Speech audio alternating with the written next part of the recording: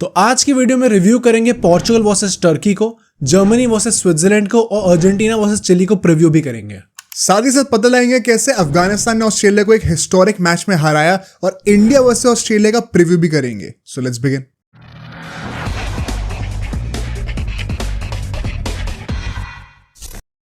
तो यार आज का पॉडकास्ट शुरू करते तक मैं ये बोलना चाहता हूँ कि जो हम लोग एक्सपेक्ट कर रहे थे वैसी चीजें बिल्कुल भी नहीं हुई है, राइट। एंड उससे चीजें और बेटर ही हो गई हैं। तो चाहे वो क्रिकेट में ऑस्ट्रेलिया अफगानिस्तान का मैच हो या फिर अभी हम लोग यूरोस का मैच अभी देख रहे थे जर्मनी का, उसको ही ले लिया जाए। अर्जेंटीना और चिली का भी बहुत इंपॉर्टेंट मैच आ रहा है, उसमें भी कुछ पास्ट ट्रॉमास हैं, राइट। एंड रोनाल्डो अनसेल्फिश हो गया आजकल। हाँ भाई, और पोर्चुगल ने डोमिनेट कर दिया। तो काफी अनएक्सपेक्टेड चीजें हो रही है। हर एक चीज को अच्छे से ब्रेक डाउन करेंगे। We will start with Australia versus Afghanistan right now. In full disclosure हमारा प्लान नहीं था कि हम लोग इस मैच को कवर करेंगे, बिकॉज ये कल ही सुबह 6 बजे हो चुका था, राइट। थोड़ा टाइम हो गया था मैच को। बट जब हमें पता चला कि भाई ऐसा रिजल्ट आ रहा है, तब हमें लगा कि it is worth talking about this. And क्योंकि अब ऑस्ट्रेलिया का मैच आज इंडिया से ही होने वाला है, राइट। एंड स्टेक्स अब कितने हाई हो गए हैं इस अफगानिस्तान की विन की वजह से, I think it deserves, this historic match deserves a recognition in the podcast also. And so to start with, अच्छे से एकदम डिस्कस करते हैं मैच को। फ्रेश पिच थी इस स्टेडियम में, इस पिच के ऊपर अभी तक एक भी मैच नहीं हुआ था, ठीक है। There was turn on offer, a lot of turn on offer. Surprisingly once again pitch report ये थी कि हल्का सा टर्न होगा, वैसे ओवरऑल बैटिंग के लिए अच्छी विकेट है। एंड आई थिंक उसी को देखते हुए ऑस्ट्रेलिया ने बॉलिंग करने का डिसीजन लिया, विच एकदम ही उल्टा पड़ गया, क्योंकि ये पिच एक्चुअली में कुछ और खेली है, पिच रिपोर्ट कुछ और थी। Which is not a surprise, बहुत टाइम से होता हुआ आ रहा है। एस्टन एगार को ऑल्दो इन लोगों ने खिलाया था मिचेल स्टार्क की जगह पर, एंड ये भी एक बहुत ही बड़ा डिबेटेबल चॉइस होगी, जो कि हम लोग अभी इंडिया ऑस्ट्रेलिया का जब प्रीव्यू करेंगे उसमें डिस्कस करेंगे अच्छे से। As far as Afghanistan is concerned, इन लोगों ने करीम जुनैद और खरोटे को ले आए थे ये लोग for Hazratullah Najibullah. So basically इन्होंने क्या करा, कॉम्पोजिशन में चेंज किया था कि बैटर्स को सैक्रिफाइस करके बॉलिंग ऑलराउंडर्स को ले आए, राइट। क्या ये सही था एग्जैक्टली, बिकॉज बैटिंग ही इनकी वीकनेस है। It kind of felt dubious to me, but ultimately क्योंकि ओपनिंग स्टैंड इनका इतना लंबा चल गया तो इनको उसकी कमी महसूस नहीं हुई। So let's actually talk about what happened. 40 for no loss in the power play, right. यहाँ पे हम लोग देखते हैं कि एक ओवर हेजलवुड का था एंड एक ओवर कमिंस का, जो कि बहुत एक्सपेंसिव थे। बट एस्टन एगार ने जो बॉलिंग करी है पावर प्ले के अंदर, इट वाज एग्जेम्पलरी। एंड एक बहुत ही की फीचर रहा है इस पूरी इनिंग का, विच इज कि ऑस्ट्रेलिया ने बहुत ही घटिया फील्डिंग करी है। हाँ राइट, और अफगानिस्तान ने अच्छी करी है। हाँ, सो ये पूरा फीचर मतलब मैं अभी स्टार्टिंग में मेंशन कर देना चाहता हूँ, मैं इसको बार बार नहीं बोलूंगा क्योंकि ये लिटरली हर फेज में हुआ है। ऑस्ट्रेलिया स्पेशली एस्टन एगार बहुत ही ज़्यादा सिटर्स वाले जो है ना बाउंड्रीज दी हैं, कैचेस छोड़े, डेविड वार्नर तक ने कैच छोड़े एंड आते आते। तो ये एक बहुत ही बड़ा मिसहैप हुआ है ऑस्ट्रेलिया के पार्ट पे, and this is actually quite also worrying for me. मैं आगे बताऊंगा क्यों जब इंडिया की बात करेंगे तो। But 40 for no loss in the power play, it was a good start and it was very clear कि पिच थोड़ी फंसते हुए आ रही है। यहाँ पे बैटिंग करना इतना आसान होने नहीं वाला। दोनों बैट्समैन की स्ट्राइक रेट 100 के आसपास की थी। What was interesting to see was अगले 4 ओवर में सिर्फ 24 रन ही और आते हैं, विच मेंट कि 10 ओवर में आपके सिर्फ 64 रन हैं। अब पिच कितनी भी स्लो, आपको इतना स्लो तो नहीं खेलना चाहिए कहते से। बट एक अच्छी बात क्या थी, इन्होंने विकेट लूज नहीं करा। यहाँ पे जैम्पा एंड मैक्सवेल दोनों ने 2-2 ओवर डाले थे, ज्यादा रन आए नहीं, लेकिन विकेट भी नहीं दिया। क्योंकि वही बात है, आई थिंक ये लोग इतना कंजर्वेटिव इसलिए भी थे अपने अप्रोच में, बिकॉज ऑफकोर्स पिच तो डिफिकल्ट है ही, बट आप बैटर्स भी कुछ शॉट खेल रहे थे इस बार, तो ओपनर्स के ऊपर बहुत रिस्पॉन्सिबिलिटी थी। वैसे भी इनका मिडिल ऑर्डर परफॉर्म करा नहीं है ज्यादा। And so what turns out now in the next phase, 15वें ओवर तक 109 रन बन चुके थे और अभी भी 0 विकेट्स थे। दे had a very good acceleration now, because उनको रियलाइज हुआ कि अब 10 ओवर तो निकल गए, आधी इनिंग हमने खेल दिए पूरी, अभी 10 विकेट हाथ में, तो अब अटैक करके खेलते हैं। 45 रन आते हैं। अचानक से पिच अच्छी नहीं हो जाएगी। Clearly there was a change in the intent, right. 9 run पर ओवर की इकोनॉमी से ये लोग यहाँ पे स्कोर करते हैं। What is so great about this win is, Australia के साथ ही पहली बार हुआ है T20s की हिस्ट्री में कि उनको 15 ओवर लग गए एक विकेट लेने में। अच्छा, 15 ओवर के बाद एक विकेट आया। हाँ, ओके, राइट। 15 ओवर तक कोई विकेट ही नहीं गिरा था। ये ऑस्ट्रेलिया के साथ पहली बार ऐसा हुआ है, एंड अफगानिस्तान ने करके दिया है। बहुत बड़ी बात होती है भाई ये। सो यहाँ पे हम लोग देखते हैं एस्टन एगार का जो चौथा ओवर था, ये एक इकोनॉमिकल ओवर था. Apart from that Hazlewood, Cummins, Stoinis सब पिटे यहाँ पे. एंड फिर आखिर के 5 ओवर में एकदम उल्टा ही टर्न अराउंड हो जाता है, बिकॉज नाउ यू नो कि आखिर के 5 ओवर बचे हुए हैं, 10 विकेट हाथ में है, राइट. 45 रन अभी आपने बनाए हैं, तो अब आपको यहाँ से और टेक ऑफ करना चाहिए. एटलीस्ट 60 रन आपको एक्सपेक्ट करने चाहिए. That's a very healthy percentage increase, बहुत ज़्यादा भी नहीं है. बट ऐसा हो नहीं पाता, सिर्फ 39 रन और आते हैं. क्यों? क्योंकि एंड यहाँ पे मुझे रियलाइज हुआ कि एक्चुअल में पिच जितनी दिख रही है उससे ज़्यादा डिफिकल्ट है. As soon as the openers got out, ठीक है, स्टॉइनिस ने गुरबाज को थोड़ा स्लेज करा, उसके बाद उसको आउट कर दिया. एंड फिर जैम्पा ने जो है एक ही ओवर के अंदर इब्राहिम को भी आउट कर दिया, उमरजाई को भी आउट कर दिया. मैंने नोटिस ये करा कि as soon as a new batsman would arrive at the pitch, all of a sudden you would see कि इतना आसान है नहीं बैटिंग करना. वो लोग सेट हो गए थे इतने ओवर्स तक, इसलिए उनको आसानी हो रही थी बैटिंग करने में. बट जैसे कोई नया बैट्समैन बैटिंग करने के लिए आ रहा था, आपको दिख रहा था कितनी डिफिकल्टीज हो रही हैं, विच मेंट कि pitch is not going to be easy to bat on. So was it ultimately the right approach by Afghanistan to stay on the pitch देर तक? I think it was the right approach because of the resources that they had. अगर आपकी batting depth Australia जैसी या फिर India जैसी है कि number 8 पे अक्षर पटेल आ रहा है, तो you would expect better of course. Plus quality का भी डिफरेंस तो है, let's be honest. And also the fact कि ऑस्ट्रेलिया ने कैचेस छोड़े हैं, स्टंपिंग छोड़ी है मैथ्यू वेड ने. अगर वो सब हो गए होते तो वो 15 ओवर से बहुत पहले विकेट गिर भी गए होते, तो थोड़ा लक का भी साथ था, बट उन्होंने पूरा कैपिटलाइज करा, ये बहुत अच्छी बात थी. सो आखिरी के 5 ओवर में ऑफकोर्स ये पहले 3 विकेट जो मैंने एक्सप्लेन करे, Stoinis and then Zampa gets 2. फिर पैट कमिंस भाई साहब ने फिर से हैट्रिक ले ली. 2 मैच में 2 हैट्रिक्स, राइट. और ये अभी इंडिया से मैच और इसके पहले सब हुआ है. What do you think about that? बस यार मतलब आई थिंक क्वालिटी प्लेयर है, एंड 2 मैच में 2 हैट्रिक, दैट मीन्स भाई मतलब he is in great form right now. But I still think that मतलब ले ली, बट आगे नेक्स्ट मैच में नहीं होने वाला इंडिया के. हाँ भाई इतना तो नहीं होना चाहिए. But now coming to the second innings, because 148 का टोटल बनता है, which I think at a certain stage जब उनके 15 ओवर हो चुके थे और 10 विकेट हाथ में थे, मैसिवली अंडर परफॉर्म कर रहा था. आई रिमेंबर सारे कॉमेंटेटर्स भी उस टाइम पे यही बोल रहे थे.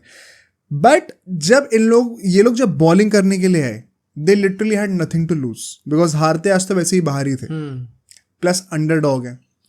जिस तरीके का इन्होंने पावर प्ले में बॉलिंग करके दिखाई है ना, आई थिंक वहीं से गेम की टोन सेट हो गई.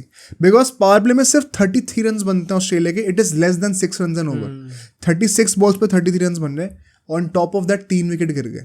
राइट. नवीनुल हक ने आती है ट्रैविस हेड को डंडा मारा है, उसके बाद मिचेल मार्श को भी आउट करा, एंड देन फिर नाबी ने डेविड वार्नर को आउट करा. एंड मिचेल मार्श होता है, I just wanted to say something one second. T20 में ज़्यादा टेक्निकलिटीज में घुसना प्रेफर नहीं करता, वो टेस्ट मैचेस के लिए बेटर रहता है. बट जिस तरीके से मिचेल मार्श आउट हुआ तुमने देखा है? नहीं. देखना उसको एक बार, वो एकदम तुम्हें रोहित शर्मा की याद दिला देगा. स्लो डिलीवरी है, फुल लेंथ की, उसमें बैट पहले चल गया तो मिड ऑफ पे कैच आउट हो गया. सो टिपिकल ऑफ जिस तरीके से आजकल रोहित शर्मा आउट हो रहा है, मुझे देखते ही वो चीज़ याद आई थी. बट रिगार्डलेस अब हम लोग देखते हैं कि अगला जो फेज होता है, यहाँ पे स्टॉइनिस और मैक्सवेल बड़ा स्मार्टली बिल्डअप करते हैं. And I don't know what it is about Maxwell and Afghanistan की, जैसे अफगानिस्तान आती है फॉर्म में आ गया भाई, 50 मार दी भाई ने, एंड अच्छी स्ट्राइक रेट पे भी मारा है इतनी डिफिकल्ट पिच पे. स्टॉइनिस और मैक्सवेल अगले 4 ओवर तक आउट ही नहीं होते, बड़ा अच्छा रीग्रुप करते हैं, बिकॉज अगले 4 ओवर में 37 रन आते हैं, which is more than 9 run an over. So by the 10th over 70 run हो चुके थे ऑस्ट्रेलिया को और 3 विकेट गिरे थे, विच मेंट कि अब आपको आई थिंक हार्डली 78 रन और चाहिए, 79 रन और चाहिए 60 बॉल्स के अंदर, 7 विकेट हाथ में. बहुत इजी विन होनी चाहिए थी, आइडियली बहुत इजी विन. रात का गेम है तो ऐसा भी नहीं कि वो पिच का कोई एक्सक्यूज है such. It was suppose to be an easy job, but फिर एक बहुत बड़ा गैम्बल लेता है राशिद खान.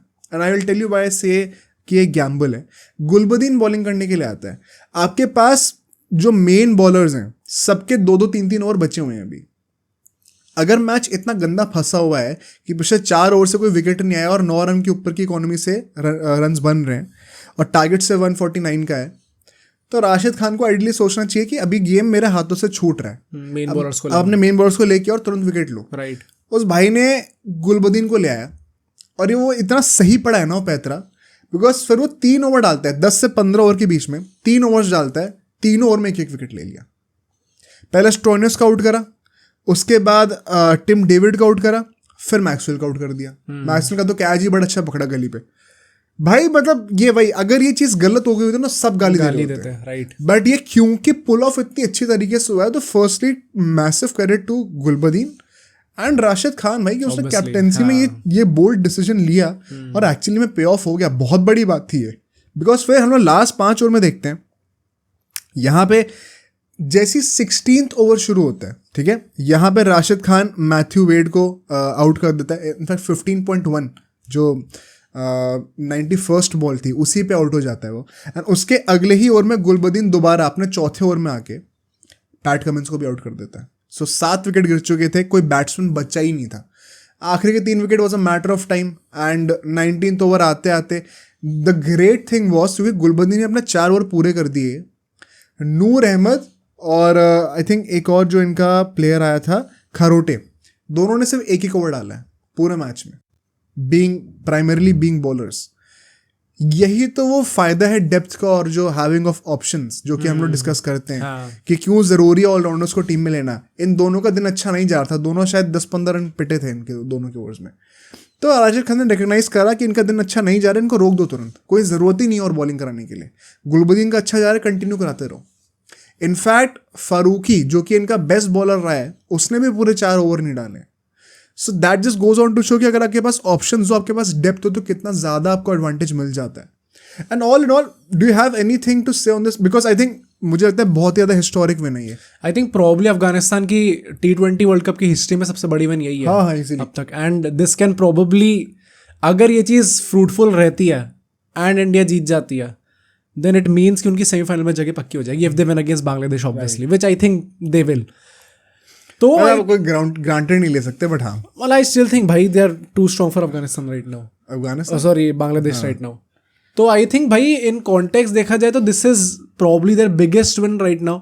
एंड अगेन जिस तरीके से they have surprised us in both the world cups, ODI and T20, it has been a pleasure. कुछ ऐसा था ना कि इनने 5 मेजर टेस्ट प्लेइंग नेशंस को हरा दिए 2023 वर्ल्ड कप से अभी तक।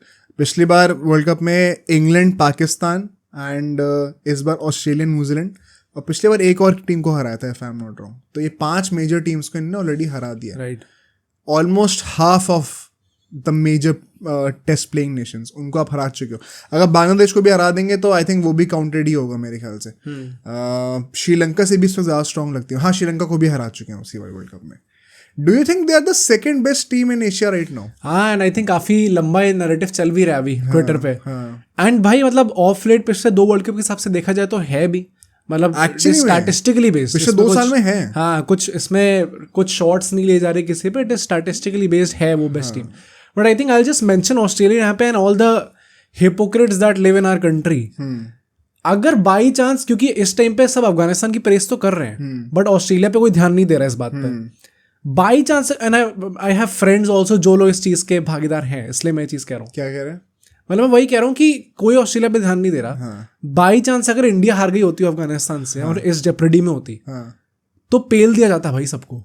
पर पॉइंट वही है ना, वो लोग वर्ल्ड कप जीते भी, वर्ल्ड कप जीत रहे। मैं वो बात समझ रहा हूँ कि अल्टीमेटली आप ट्रॉफी ले जाते हो तो not many people can say much, but still भाई मतलब अगर इंडिया इस जगह पे होती तो पीट दिया जाता भाई उन्हें। मैं तो वही कह रहा हूँ अभी। चलो now let's come to the next topic which is, I think मैं एक्सपेक्ट नहीं कर रहा था कि इस सेगमेंट को शूट करते हुए इतना हाई स्टेक्स होने वाला है। बट इंडिया वर्सेस ऑस्ट्रेलिया का जो मैच होने वाला है, just to set the narrative firstly, अभी जो तुम कह रहे थे कि ऑस्ट्रेलिया पे कोई उंगली नहीं उठा रहा है, ये नहीं कर रहा, वो नहीं कर रहा, मिचेल मार्श ने क्या बोला है अफगानिस्तान से हारने के बाद कि now it's a must win game and there is no better team to do it against. ये और सब लोग कह रहे हैं ये पैट कमिंस के स्टेटमेंट की याद दिला रहे हैं। भाई पहली बात तो देखो, कुछ भी कह लो, चाहे वो हार भी गए, पर नवाबी में कोई कमी नहीं है। नवाबी में कमी नहीं है। मैंने यही चीज बोली थी अपने दोस्तों से भी, मैं यही बोल रहा था कि भाई पहली बात तो अब तू आ देखते हैं तेरे को। एंड सेकंड मैंने बोला कि अगर ये लोग जीत जाते हैं ना तो भाई हमें घुटनों में बैठो और पूजा करो इन लोगों की। भाई अगर ये स्टेटमेंट देने के बाद they pull off a win, there is no better thing भाई। Crazy. But the point is, the stakes are so high because India now have to win their last game to ensure कि वो लोग top पे finish कर रहे हैं। Because अगर second आ गए बाई चांस ग्रुप पे और सेमीफाइनल के दिन बारिश हो गई तो रिजर्व डे नहीं है, विच मीन्स कि अगर हम लोग अपने ग्रुप में सेकंड फिनिश करें तो हम लोग दूसरे ग्रुप की फर्स्ट टीम से खेलने वाले हैं। एंड अगर बारिश हो गई और गेम अबैंडन हो गया तो दूसरी टीम को बाय ओवर मिल जाएगा and they will directly progress to the finals. हम लोग सेमीफाइनल बिना खेले बाहर हो सकते हैं.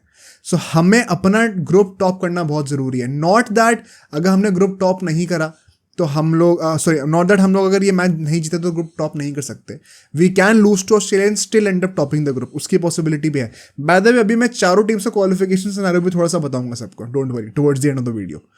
But because of this India के लिए भी वो लाइटली नहीं ले सकते इस बात को. स्टेक्स बहुत हाई हैं एंड ऑस्ट्रेलिया के लिए तो डू और डाई लिटरली. बिकॉज अगर हारते हैं एंड अफगानिस्तान बांग्लादेश से जीत जाती है तो नेट ऑन नेट का कोई सीन ही नहीं है. डायरेक्ट ऑस्ट्रेलिया बाहर है, डायरेक्ट बाहर है. सो आई थिंक इससे ज्यादा डेंजरस ऑस्ट्रेलिया नहीं हो सकती. If they know that they have to win it, वो डू और डाई गेम में उनका बेस्ट निकल के आता है. And India does not have the burden of performing right now because even if they lose with a close margin, they will still end up topping the group, which liberates India also to a great extent. I think इन दोनों की जो conditions हैं इनके आसपास वो इनका best निकालने के लिए एप्ट हैं इस वक्त. क्योंकि इंडिया के लिए हम यूजुअली कहते हैं ना कि नॉकआउट्स में चोक कर जाते हैं जब डू और डाई होता है, तो अभी नहीं है वो scene. Right. And group stage में वैसे भी हम चैंपियंस हैं. On the other hand Australia का जब डू और डाई का सीन होता है तब वो अपना बेस्ट निकाल के लाते हैं. So I think this game could be a firecracker. Coming to the pitch, पहले सेगमेंट पे चलते हैं हम लोग. डैरन सामी क्रिकेट ग्राउंड पे है. यहाँ पे 3 मैचेस हो चुके हैं. श्रीलंका नीदरलैंड का हुआ था, वेस्ट इंडीज अफगानिस्तान का मैच हुआ था एंड अभी इंग्लैंड और वेस्ट इंडीज का मैच हुआ है जिसमें अभी इंग्लैंड जीत गई थी. हर मैच में मतलब पहले 2 मैचेस में तो 200 प्लस का स्कोर बना है एंड तीसरे मैच में भी इंग्लैंड बड़े आराम से 200 का स्कोर कर देती अगर टारगेट वहाँ तक का होता तो. बहुत ईजिली जीत गए थे वो लोग. Which means this pitch has a lot of runs to offer. Although in saying that अगर डे गेम हो रहा है, आजकल ट्रेंड है कि पहले बैटिंग आप कर रहे हो, which I still don't fully agree with because I think chase करना it is always a safer option unless the pitch gets really bad in the second innings. But considering the trend right now I would not, and plus the fact कि Australia भी chase करते वक्त अफगानिस्तान से हारी है, I am not going to be surprise अगर दोनों captains पहले बैटिंग करना चाहते हैं तो.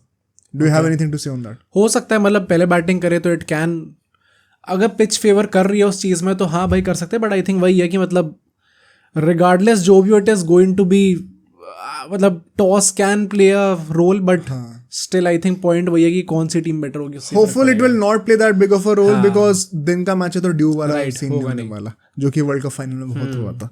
सो coming to the head to head record and it is a very good news for India right now because 19 times इन दोनों ने T20 मैचेस खेले. 19 13 बार इंडिया जीती है, सिर्फ 11 बार ऑस्ट्रेलिया जीती है. सिर्फ क्या मतलब, सॉरी मैं 19 टाइम्स कह रहा हूँ, माय बैड. 31 टाइम्स ये लोग T20s खेले हैं, उसमें से 19 बार इंडिया जीती है, 11 बार ऑस्ट्रेलिया जीती है और 1 मैच नो रिजल्ट है. सो 19 वर्सेस 11 बहुत बड़ी मेजोरिटी है इंडिया की. एंड आई थिंक इसका सबसे बड़ा एक्सप्लेनेशन यही है कि जब भी बायलैटरल सीरीज होती है तो हम लोग हमेशा जीत रहे होते हैं. बट जो वो क्रूशल T20s हैं, जब वो मैटर करता है एक्चुअली में, तब हम हार जाते हैं परहैप्स. अगर T20 वर्ल्ड कप्स में बात करी जाए तो 5 बार इन दोनों टीम्स का मैच हुआ है. 3 बार इंडिया जीती है, 2 बार ऑस्ट्रेलिया जीती है. तो यहाँ पर भी हमारे पास थोड़ा सा एज है बट ये बहुत ज्यादा क्लोज है. Right. And Australia can definitely make it 3-3 right now. ऐसी कोई बड़ी बात नहीं है. So coming to the playing 11, सबसे पहले ऑस्ट्रेलिया को डिस्कस करते हैं, then will move on to India as well. मुझे लगता है एक बहुत बड़ा चेंज होना चाहिए ऑस्ट्रेलिया के लिए and let me put it out. Travis head and Warner दोनों ओपनिंग करेंगे. Mitchell Marsh being the captain number 3 पे होने वाला है. मैक्सवेल क्योंकि अब परफॉर्म कर दिया तो नहीं निकाला जाएगा. मैक्सवेल एंड स्टोइनिस ये दोनों हमारे मिडिल ऑर्डर में होंगे. Tim David and Matthew Wade as finishers काम करेंगे. ऑल दो टिम डेविड ने कुछ परफॉर्म करके दिया नहीं है अभी तक. Would you want Cameron Green to be fit in for this game?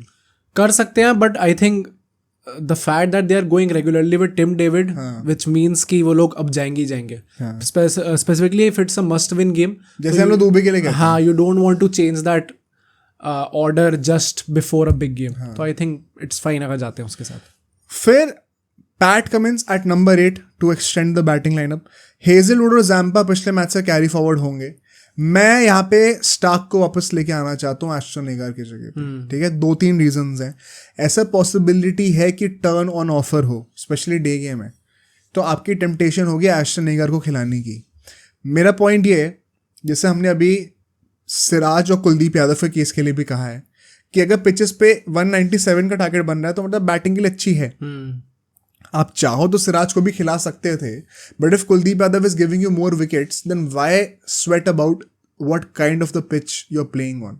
अगर बॉलर बेटर है तो खिलाओ ना. एंड मेरा सिंपल लॉजिक वही है, एस्टन एगर बेटर बॉलर है या फिर मिचेल स्टार्क बेटर बॉलर है? Obviously Starc, right. बड़े मैचेस में बेटर कौन रहेगा? स्टार्क. तो भाई उसको लेके आओ ना फिर. Don't worry about the wicket.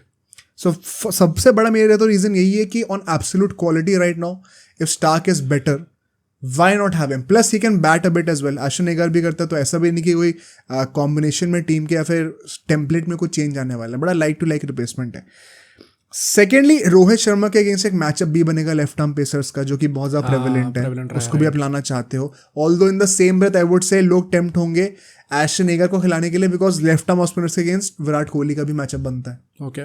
But you saw how Shakib Al Hasan was also tried in the last game and it did not work out. So मुझे लगता है उस पर ज़्यादा आप स्ट्रेस मत दो. जो बेटर बॉलर है उसके साथ जाओ. अभी हम लोग की मैचेस की बात करेंगे तो ये टॉपिक दोबारा आएगा. Anything else strategically, I think अभी ऑस्ट्रेलिया को कुछ भी बोलना कुछ काम का नहीं है, because they know how to ace do और die games. Do you think any specific change in the approach that they could imbibe? क्योंकि अभी तक सिर्फ बेसिकली एक ही मैच हारे हैं लोग. मैं वही कह रहा हूँ कि मतलब इस टाइम पे जो भी टीम मैच हारती है, there is not much you can actually say. क्योंकि अगर आइडियली देखा जाए तो कुछ बहुत ऐसा पहाड़ नहीं टूट गया actually in terms of the matches played and the matches lost. एक ही मैच हारे हो. ऑब्वियसली वो इंपॉर्टेंट मैच है, अफगानिस्तान के अगेंस्ट आप हार गए, जिसमें क्वालिटी में काफ़ी नीचे अफगानिस्तान ऑस्ट्रेलिया से. बट स्टिल आप देखो तो it has not been like कि आपके अप्रोच में, आपके टेम्पलेट में, आपके बैटिंग ऑर्डर, बॉलिंग ऑर्डर जो भी है उसमें कुछ प्रॉब्लम्स हैं. तो I think they should stick with what they are doing right now, and if it's meant to be it will happen. मेरा वही कहना कि I would be very surprise अगर ऑस्ट्रेलिया अपने स्ट्रैटेजी में और लाइनअप में बहुत ज़्यादा बड़े चेंजेस कर दे. तो it is very unlike Australia कि वो एक बड़े मैच में आके एक बड़ी टीम के अगेंस्ट अपना जो पूरे टूर्नामेंट में जो चीज़ वर्क करते हुए आ रही है, बस एक हार की वजह से उसको चेंज कर दें. राइट. मुझे लगता है I am expecting nothing else but what has been going on for Australia. But coming to India, do you expect any changes? I think India से भी मैं एक्सपेक्ट नहीं करूंगा चेंजेस इस टाइम पे. एज यू सेड, वो एक ही change होने पूरे थ्रू आउट द टूर्नामेंट से वो एक ही चेंज हो सकता है, लेस अनटिल अगेन बहुत ही ज़्यादा गंदा फॉर्म चलता रहता है प्लेयर्स का. But that is Siraj and Kuldeep Yadav, and if Kuldeep Yadav is giving you wickets, it does not matter कौन स्टार्ट करे. तो कुलदीप यादव. सो कुलदीप यादव का वही रीजन है, if he is giving you more wickets just like मैंने स्टार्क खेलेगा, तो just have him. Don't worry about the pitch that much. Kuldeep Yadav there makes sense. Plus the fact कि सेना countries are not that comfortable against spinners. Right. वो भी एक factor होता है. Kuldeep Yadav being a chinaman, वो भी एक बहुत ही रेयरिटी है. वो ब्रीड आपको यूजुअली नेट्स में खेलने को उतनी मिलती भी नहीं है. So why not have him as an X factor? I think surely Kuldeep Yadav वहाँ पे होना चाहिए. कुछ लोग अभी भी डिबेट करेंगे जायसवाल के लिए for Shivam Dubey, but after the last game I think अब तो थोड़ा इंसल्टी है बोलना. मतलब अब तो अभी तो उसने परफॉर्म करके दिया, अब क्यों हटाना है उसको? तो आई थिंक वो उस चांस का तो कोई स्कोप ही नहीं है. प्लस ओपनिंग में भी कोहली बेटर तो हुआ ही है. रोहित शर्मा इज कैप्टन, तो obviously is not going to be bench, तो it does not make any sense. उसके चलते हुए आप जबरदस्ती में ऋषभ पंत वगैरह का, कई लोग कह रहे हैं ऋषभ पंत से ओपनिंग करा दो. अच्छा, कई लोग पता है ऋषभ पंत अभी नंबर 3 पे बैटिंग अच्छी करके दे रहा है, तो कई लोग कह रहे हैं फ्लूक है. मतलब तुम क्या चाहते हो भाई? परफॉर्म कर रहा है तो प्रॉब्लम है, नहीं कर रहा तो प्रॉब्लम है. Just because they do not want to accept the fact कि ये गैम्बल था जो कि नंबर 3 पे left hand right hand combination के चक्कर में खिलाया गया एंड वो वर्क कर गया. तो उनको, क्योंकि उनको किसी तरीके से विराट कोहली को नंबर 3 पे ठूसना है एंड या फिर संजू सैमसन के लिए पिच इन करना है. ये दो टाइप के फैन बेसेस ही हैं. कोई बंदा अच्छा कर रहा है अपनी कंट्री से, खुश रहो भाई. पता नहीं कैसे कैसे लोग हैं. बट रिगार्डलेस, मुझे लगता है यहाँ पे अगर स्ट्रेटेजिकली एक चीज़ बोलूँगा, 100 बार हो चुकी है ये चीज़, ठीक है. पिछले 11 सालों में बहुत हार लिया हम लोग. अभी अगर हम लोग हार भी जाएंगे कोई फ़र्क नहीं पड़ता एज सच, ठीक है. As a matter of fact जब तक ये पॉडकास्ट रिलीज होगा वील गेट टू नो कि दूसरे ग्रुप में फर्स्ट और सेकंड पे कौन आ रहा है. England has qualified by the way. जिस तरीके से उन्होंने यूएस को हराया 10-11 ओवर में चेस कर दिया पूरा. अब साउथ अफ्रीका और वेस्ट इंडीज में से जो भी आता है,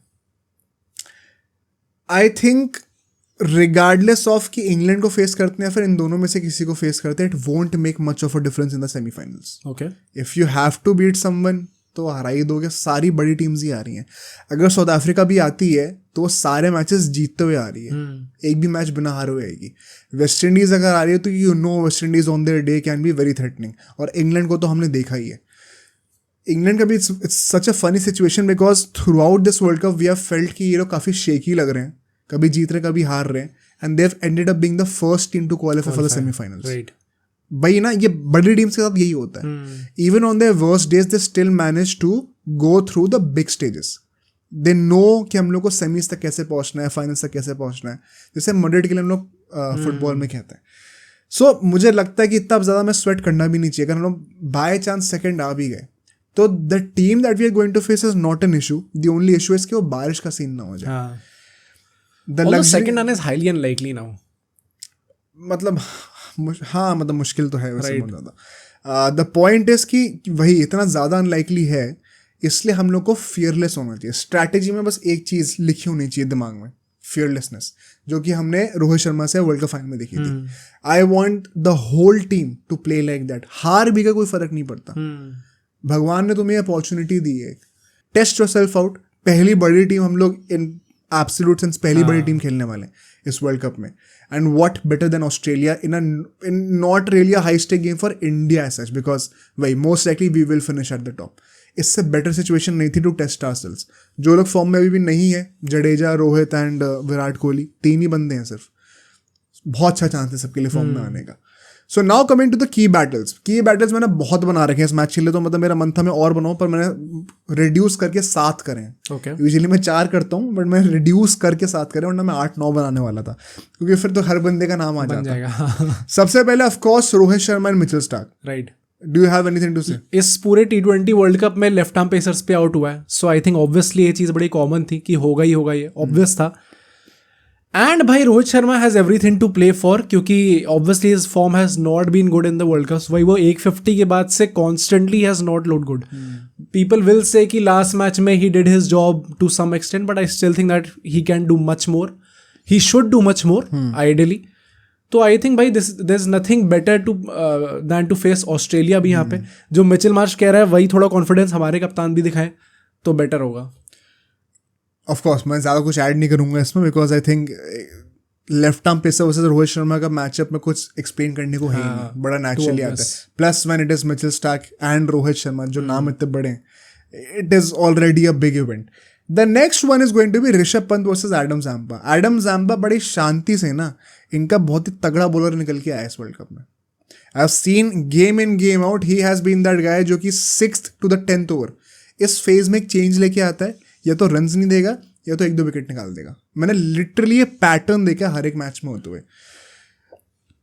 आई थिंक इस बंदे को टैकल करने के लिए, जैसे हमने लास्ट मैच में कहा था Rashid Khan versus Rishabh Pant, and exactly वही निकल के आया था. आई थिंक वो सेम रिस्पॉन्सिबिलिटी अभी ज़ाम्पा को दी जाएगी, and Rishabh Pant will be at the helm of it. He will have to tackle. मेरी टेम्पटेशन थी बोलने के लिए दुबे यहाँ पे, बट आई थिंक जितनी जल्दी मैच में इंट्रोड्यूस करा जाता है ज़ाम्पा को, जैसे ही पावर प्ले खत्म होता है तुरंत आ जाता है वो.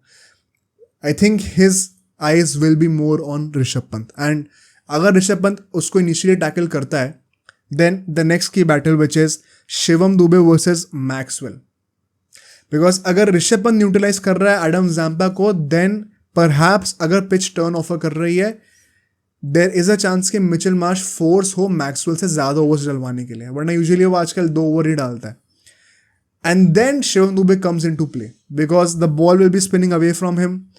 Adam Zampa, if he has been taken off the attack, then Maxwell is the only spinner in the team left. और दुबे को अपनी स्ट्रेंथ अपनी एक्सप्लॉइट करनी ही है. लास्ट मैच में भी हमने देखा था कैसे आखिरी के 5 ओवर में जब शाकिब अल हसन और रिशाद डाल रहे थे बॉलिंग, तभी उसने एक्सप्लॉइट करा. तो ये naturally as a consequence of Pant versus Zampa ये की बैटल बन जाता है. And lastly Hardik Pandya versus Pat Cummins in the death overs. Okay भाई पैट कमिंस ने 2 हैट्रिक ली डेथ ओवर्स में पिछले 2 मैचेस में. And Hardik Pandya, as I said in the last game, मुझे लगता है मैन ऑफ द टूर्नामेंट की राह पे चल रहा है अभी वो बंदा. इससे बड़ा की बैटल मुझे नहीं लगता हो ही होगा. Okay, because we have seen India top order collapsing. दोनों ही बंदे फॉर्म में है नहीं, Virat and Rohit, but middle order में से कोई ना कोई बंदा स्टेप अप करके देता है. एंड फिनिशिंग अगर हार्दिक पांड्या अच्छी कर सकता है तो वही ना, it can give you that question कि अगर हम लोग गेम हार भी गए तो भी इतने रन से नहीं हारेंगे कि हम लोग फिसल जाए फर्स्ट. हाँ, तो I think Hardik Pandya could be very crucial as far as their batsman are concern. 3 लोगों का नाम लूंगा, Travis Head versus Jasprit Bumrah. I just want a redemption of the 2023 world cup final. Right, इतनी वो रील भी बननी है ना अच्छा कि नवीन उल हक पहले बॉल डाल रहा है, फिर वो उसी बॉल को चेंज करते और देखते हैं कि बुमराह ने डाला था तो छक्का खा गए थे और उसने आउट कर दिया. सो आई थिंक हाँ भाई, मतलब उस टाइम पे इट जेन्युइनली सीम्ड लाइक कि वो कोशिश करे जा रहा है और बस वो विकेट हाथ में नहीं आ रहा. राइट. तो हाँ भाई, redemption arc. Then I want to talk about Stoinis, who has been their most informed batter perhaps. Him versus Hardik Pandya, the bowler. I think Hardik Pandya can have a big role in this game personally. And एक बंदे के साथ चीज़ है कि अगर run पिट भी नहीं है ना अगर वो, तो वो अपने पहले दूसरे ओवर में विकेट भी निकाल के दे रहा है. एंड स्टोइनिस को I think he could be that one guy जिसको अगर आपने मिडिल ऑर्डर में आउट करा.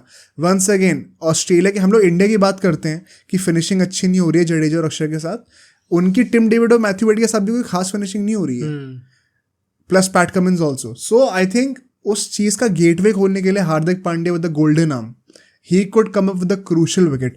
And उसके साथ in the same breath I would say Maxwell versus Kuldeep Yadav, just because Maxwell has been coming back into form and he likes to exploit the spinners more than Akshar Patel and Jadeja. I feel Kuldeep Yadav के ऊपर ही responsibility होगी कि Maxwell को neutralize करे. Maxwell would be tempted to hit him with the turn over mid wicket. वहीं से googlies निकाले, flippers निकाले, किसी तरीके से सेटअप करे मैक्सवेल को. आई would be very interested because अगर बाई चांस मैक्सवेल टिकता है देन वो गेम कहीं भी ले जा सकता है लिटरली. एंड स्टोइनिस को वो एक और सपोर्ट मिल गया एक एंड से, तो फिर यू नो कि क्या हो सकता है. अफगानिस्तान वाले मैच में भी जो हमने अभी डिस्कस करा कि 6 से 10 ओवर के फेज में कैसे स्टोइनिस और मैक्सवेल आउट ही नहीं हो रहे थे, रीबिल्ड कर रहे थे गेम को. 33 for 3 थे, उसके बाद हर ओवर में 9 रन ज़्यादा मारे थे इन लोगों ने अंटिल दे गॉट आउट. इतना एफर्टलेस था बिकॉज दोनों बंदे दोनों एंड से रन स्कोर कर रहे होते हैं, यूजुअली एक एंड से रन आते हैं. Right. So Maxwell is going to be very crucial once again.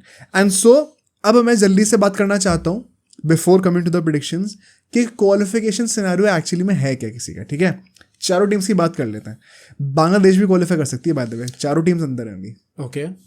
India के लिए the only way India is out of the tournament is अगर ऑस्ट्रेलिया से फॉर एग्जाम्पल वो 41 रन से हार जाए एंड फिर अफगानिस्तान बांग्लादेश से 82 रन से जीत जाए. बेसिकली जितने रन से अफगानिस्तान जीत रही है और जितने रन से ऑस्ट्रेलिया जीत रही है, दोनों को सम अप कर दो तो 123 रन बनने चाहिए. ओके. सो ऑस्ट्रेलिया अगर इंडिया को 41 रन से हराए और अफगानिस्तान 82 रन से बांग्लादेश को हराए तो 41 + 82 123 हो जाएगा. तो उतने नंबर ऑफ टोटल रन चाहिए टू इंश्योर कि इंडिया की नेट रन रेट इतनी गिर जाए कि वो बाहर ही हो जाए. पॉइंट्स के बेसिस पे इंडिया बाहर नहीं हो सकती है. राइट. तो बहुत अनलाइकली है ये. सो इंडिया 99.99% कन्फर्म्ड है क्वालिफाई करने के लिए. ऑस्ट्रेलिया की बात करते हैं. ऑस्ट्रेलिया के लिए सिंपल है, नेट रन रेट का कुछ सोचना ही नहीं है. ऑस्ट्रेलिया अगर इंडिया से हारती है और अफगानिस्तान बांग्लादेश से जीत जाती है, पॉइंट्स के बेसिस पे बाहर है, कुछ मैटर ही नहीं करती नेट रन रेट. अफगानिस्तान सीधा अंदर है, ऑस्ट्रेलिया सीधा बाहर है. Simple is that. ठीक है. अफगानिस्तान के लिए they have to beat Bangladesh and Australia has to lose to India as I said. तो ये तो आपको बिना नेट रन रेट का दिमाग लगाए अफगानिस्तान क्वालिफाई करवा दोगे. अगर उसके बाद भी क्वालिफाई करना है, they can lose to Bangladesh but इस मार्जिन से हारे कि भाई ऑस्ट्रेलिया जब इंडिया से हार रही हो तो उसकी नेट रन रेट इतनी गिर जाए कि अफगानिस्तान से भी नीचे आ जाए. तो सो ऐसा नहीं है कि अफगानिस्तान अगर बांग्लादेश से हार जाएगी तो भी क्वालिफाई नहीं कर सकती. इट्स जस्ट दैट फिर इंडिया को ऑस्ट्रेलिया को 80-90 रन से हारना पड़ेगा, बस हाईली अनलाइकली. सो अफगानिस्तान के लिए भी virtually they have to beat Bangladesh. अगर बांग्लादेश की बात करी जाए, एक ही सिनेरियो है जहाँ पे वो क्वालिफाई कर सकते हैं. इफ ऑस्ट्रेलिया इंडिया से 55 रन से हारती है एंड फिर बांग्लादेश अफगानिस्तान को 31 रन से हरा देती है तो बांग्लादेश क्वालिफाई कर जाएगी. Okay. Do you think it is very unlikely? मतलब आई थिंक थोड़ा सा कम है, but I think main point वही होगा. मतलब बांग्लादेश कैन 31 रन तो इट इज़ हो सकता है, ये चीज़ अचीव कर सकते हो. बट इंडिया ऑस्ट्रेलिया का मैच अगर 50 रन से अगर हम लोग हरा रहे हैं ऑस्ट्रेलिया को, थोड़ा सा मुश्किल है. बट हाँ वही है कि मतलब we have seen this before कि ऐसे मैचेस होते हैं. सो आइडियली देखा जाए तो इट डज नॉट सीम कि एकदम इम्पॉसिबल है, बट हाँ अगर प्रैक्टिकली देखे तो थोड़ा सा इम्पॉसिबल तो लगता है. इम्पॉसिबल लगता है. So what about the predictions? सब हमने स्टेक्स और नाइटर्स की बातें कर ली हैं भाई. Our biggest matchup yet. बहुत मजा आने वाला है मैच देखने में. And I still think that India जीत जाएगी ये मैच. एंड अगेन मार्जिन मैं नहीं बताऊंगा, हो सकता है बहुत क्लोज जाए गेम. तो आई थिंक इंडिया जीत सकती है. आई जस्ट वांट कि अगर हारे भी तो व्हाट यू सेड कि वो जो फियर ऑफ फेलियर के साथ इंडिया खेलती है, we just have to change that. क्योंकि इंडिया और ऑस्ट्रेलिया में लेजिट डिफरेंस है इसी चीज़ का. It is not about the quality on paper. Right. Arguably people can also say कि हमारी बेटर भी है. इट इज़ जस्ट अबाउट कि हमारा माइंड सेट क्या है उस टाइम पे. So if we play without failure I think किसी कमेंटेटर ने ये चीज़ बोली थी कि ऑस्ट्रेलिया ये सोचती भी नहीं है, मतलब जब वो किसी के साथ मैच खेलने जा रहे हैं, फाइनल खेलने जा रहे हैं, दे डोंट थिंक कि हार गए तो क्या होगा। हाँ वही ना, हाँ वही तो, Fear of मतलब failure नहीं राइट, वो इस बारे में सोचेंगे ही नहीं। ऐसा नहीं कह रहा कि जीत ही जाएंगे यही सोच के जा रहे हैं, बट हारेंगे तो क्या होगा ये नहीं सोचते। इंडिया में हमेशा वो रहता है कि भाई क्या होगा अगर हार गए तो आई थिंक बस उसके वो सोचे बिना खेलो। इनफैक्ट जो अप्रोच रही है हमारी अभी तक, we just have to continue with that. बस वो प्लानिंग सही है हमारी, बस एग्जीक्यूशन अच्छा करना है हमें। सो आई थिंक अगर वो चीज़ सिंक में बैठ जाती है तो we can win this game. I am saying 51% India, 49% Australia. Okay. But I am favouring India. I think right now you have to say कि India has been the better team. Afghanistan से अगर आप हारो तो कोई एक्सक्यूज़ नहीं आपके पास। Australia से पहले अनबीटन थी, बट फैक्ट्स अभी यही कहते हैं कि अगर आप अफगानिस्तान से हार रहे हो और इंडिया जिस मार्जिन से जीतते हुए आ रही है, India is the better team. कई सारे इंडियंस ऑफेंड हो जाएंगे इस बात से, बट वो बेवकूफ़ी है। Plus this is not essentially a knockout round, हाँ, so Indian group stages is a different beast. So let's see क्या होता है। बट हाँ चलो फुटबॉल की बात करते हैं। राइट, फुटबॉल में will start with Portugal and Turkey, and this game was very interesting actually में, क्योंकि ऑब्वियसली डिफरेंट नैरेटिव्स डिस्कस करे जाएंगे यहाँ पे। Firstly let's go with the lineup. यहाँ पे काफ़ी डिफरेंट चीज़ करी इस बार रॉबर्टो मार्टिनेज ने। लास्ट मैच में भी सॉ कि उसने 3-4-3 सॉर्ट ऑफ फॉर्मेशन खिलाई थी, इसमें it was again 4-3-3, back to normal आ गया। And I think this worked for them better actually में। नहीं, पर मेरा वही क्वेश्चन है कि पहले मैच में करा ही क्यों करा था। पर वैसे पता है मैंने ये चीज़ सोची थी, एंड बिफोर क्रिटिसाइजिंग मार्टिनेज उसने ऑलरेडी ये चीज़ आके बोल दिया प्रेस कॉन्फ्रेंस में, that we will chop and change formations and we will try different things in the group stages. So आपको जो हमारा एक्चुअल प्लान है वो आपको हमारा नॉकआउट राउंड से देखने को मिलेगा। जब भी कोई बंदा ये सब बकवास कर होता है ना, मुझे लगता है ये पिटी मैं पता है मैं ये सोच सकता हूँ कि अगेन भाई ये फालतू नौटंकी कर रहा है, बट आई थिंक पॉइंट वही है कि आप रोबर्टो मार्टिनेज के साथ गए ही इसलिए क्योंकि he is a bit adventurous, and अभी तक जैसी परफॉर्मेंसेज रही हैं उसके बेसिस पे you can't really question him, क्योंकि he has delivered the goods. So just again मैं चाहता तो नहीं हूँ ट्रस्ट करना, but still I will show some trust in him. तो आई थिंक इसके हिसाब से 4-3-3 लेके जाती है, जिसमें Leao, Ronaldo and Bernardo Silva आप टॉप थे। मिडफील्ड हमारी Bruno Fernandes, Palhinha was back as a defensive pivot, and Vitinha खेल रहा था साथ में। बैक लाइन में Nuno Mendes, Pepe, Ruben Dias and Cancelo खेल रहा था। डालो को स्टार्ट नहीं कराया, right, and Diogo Costa back. Turkey जो है वो 4-2-3 फॉर्मेशन के साथ जा रही थी, एंड उनके जो दो मेन विंगर्स थे, एक का नाम I can't pronounce that name, but दूसरा जो आर्दा गुलर ऑब्वियसली, वो दोनों बेंच थे। एंड आर्दा गुलर को लेके पूछा गया था, दे सेड कि he is very tired and we don't want to take any risks. एक ही तो मैच हुआ है, 2 मैचेस हो गए ना। नहीं अच्छा एक ही, हाँ ये तो दूसरा मैच था ना, और रियल मैच से भी ज्यादा थोड़ी खेला है। हाँ, तो उसको ये कहा कि he is very tired and we don't want to take any risk. So भाई थोड़ा अजीब था, क्योंकि this is a very important game for them, and इसमें अगर आप नहीं खिला रहे हो तो फिर आई डोंट नो भाई, मतलब ऐसा क्या टायर्ड हो गया। But now coming to the first half, and it was a very good start from both the teams, क्योंकि दोनों teams they came out attacking, and Turkey भी सरप्राइजिंगली काफ़ी अच्छा खेल रही थी स्टार्टिंग से। बट वही बात है कि जैसे जैसे गेम प्रोग्रेस होता जाता है वैसे वैसे पोर्चुगल थोड़ा सेटल इन होती रहती है, क्वालिटी में फर्क दिख जाता है। एंड पोर्चुगल की अगर हम लोग बात करें क्या टैक्टिक्स है, तो with the ball they were again going with 3-4-3, जहाँ पे Leao, Ronaldo and Cancelo up top था। बर्नार्डो सिल्वा थोड़ा ड्रॉप डीप कर रहा था, जिसमें जो मिडफील्ड थे हमारे नूनो मेंडेस, ब्रूनो, विटीनिया और बर्नार्डो सिल्वा की हो जाती है, एंड जो बैक लाइन होती है वो पेपे, डियाज की, और बीच में पलीनिया ड्रॉप इन करता है पीछे। And Palhinha is a very defensive minded and a very physical midfielder, so you can expect that from him, ऐसी कुछ प्रॉब्लम नहीं है। एंड 4-3 विदाउट द बॉल हो रही थी। नाउ आई थिंक एक चीज़ जो मैंने नोटिस करी स्पेसिफिकली वॉज कि रोनाल्डो वॉज बहुत ज़्यादा इन्वॉल्व था वो एक्चुअली इस गेम में। मतलब विंग्स पे साइड में एक वो रील भी बड़ी फेमस हो रही है ना, एक वो पार्ट ऑफ प्ले की कि जब वो विंग्स पर से बॉल मिलती है फिर वो डिफेंडर को गिरा देता है, कुछ वो स्प्लिट कर देता है वो डिफेंडर उसको। तो आई थिंक काफ़ी ज़्यादा इन्वॉल्व होता है, and this is a very good sign in general, क्योंकि overall his game was actually very good. मतलब जो मैन ऑफ द मैच मेरा बर्नार्डो सिल्वा को मिला है just on the basis of rating. वैसे I don't believe in ratings, but for anyone who believes in rating, Bernardo Silva को 8.3 की rating milli and Ronaldo 8.2 की मिली थी। So he had a good game in general just because of how involved he was in the game. And एक जो चीज़ थी as I said कि पोर्चुगल धीरे धीरे करके ग्रो इन करने लग गई गेम में। आई think that held specially because कि एक गोल जल्दी आ गया, विद इन 20 मिनट्स एक गोल आ जाता है जिसमें नूनो मेंडेस एक बॉल लाता है लेफ्ट हैंड साइड से, एंड वो बॉल थोड़ी सी एक वो लगती है डिफ्लेक्ट होती है डिफेंडर से, वरना एक्चुअली में रोनाल्डो के पास पे ही गिर रही थी, so it could have been an easy goal for him, tap and sort of होता, बट वो डिफ्लेक्ट होकर बर्नार्डो सिल्वा के पास आती है एंड उसको भी एक आराम से इजी टैप एंड गोल मिल जाता है. सो उसके बाद से I think it did not seem like कि टर्की गेम में वापस आ भी सकती थी, एक गोल के बाद ही. हाँ, क्योंकि इसके बाद Portugal ultimately took over, and what I said कि कैसे ये लोग थोड़ा पैनिक कर गए टर्की, वो दिखता है उसके नेक्स्ट गोल में जो कि इनका ओन गोल आया. Did you see that own goal? नहीं. भाई मैंने सिर्फ रोनाल्डो का असिस्ट देखा. मैं ओन गोल दिखाऊंगा इसके बाद. It was like on the break ball मिलती है and Cancelo will be criticised here क्योंकि अल्टीमेटली सब्स्टिट्यूट भी हो जाता है, नेल्सन सेमेडो आता है उसकी जगह पे बाद में सेकंड हाफ में. बट बिफोर दैट उसकी पासिंग एक मैंने देखे जिसमें वो रोनाल्डो के साथ वो लेफ्ट साइड पर रोनाल्डो होता है, राइट साइड में दो डिफेंडर्स के बीच में खाली स्पेस होते हैं, तो कैंसेलो वहां पे पास कर रहा है इंस्टेड ऑफ पासिंग टू वो वही है उस पे ओन गोल आता है. तो वो जो पास दिया था उसने, रोनाल्डो यहाँ पे रन बना रहा था एंड उसके बाद he threw his arms in the air कि भाई कहाँ पे बॉल डाल रहा है, वो स्क्रीनशॉट देखा मैंने. राइट, एंड कैंसेलो यहाँ पर डालता है, तो वो जो बॉल जाती है यहाँ पे, रोनाल्डो ने भागना भी छोड़ दिया, डिफेंडर उसकी तरफ जा रहा है, उसे लगा कीपर आगे नहीं आया, उसने पीछे पास करा और वो पास होके रोल होके कीपर उसमें गोल में जाती है, प्यार से गई. हाँ, that is what happened actually. ये था उनका ओन गोल एक्चुअली में.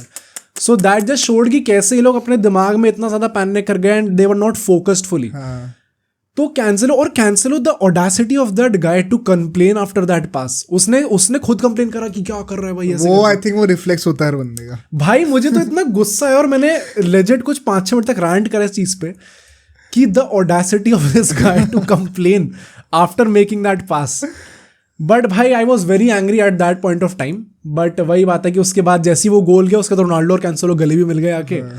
तो ठीक है भाई, इससे 2-0 अप हो जाते हैं. अगेन एज आई सेड कि there was no coming back for Turkey. In fact अगर हम स्टैट्स डिस्कस करें यहाँ पे, स्टैट्स डिस्कस करने से पहले मैं एक और चीज़ आपको बता दूं कि 2-3 बार ऐसे ओकेजन्स आए थे जहाँ पे रोनाल्डो को बहुत सिंपली पास मिल सकता था ऑन द काउंटर, एंड यहाँ पे कैंसेलो, ब्रूनो फर्नांडिस ऐसे टाइप के प्लेयर्स आएंगे. They were also criticised by commentators after the game as well. Pass नहीं कर रहे. हाँ भाई, मतलब क्यों पास नहीं करा समझ में नहीं आया, क्योंकि it was clearly that Ronaldo was in a better position to score and वहां पे they took a very strange shot. ये वैसे सीन तो है कि मुझे लगता है जो हमने शुरू होने से पहले भी कहा था यूरोस का, जिसको हमने एक रील में डाला था तो लोग बहुत ही ट्रिगर हो गए थे. बट ये फैक्ट है भाई, मतलब पोर्चुगल में the other players have such big egos कि they possibly don't play for Ronaldo all the time.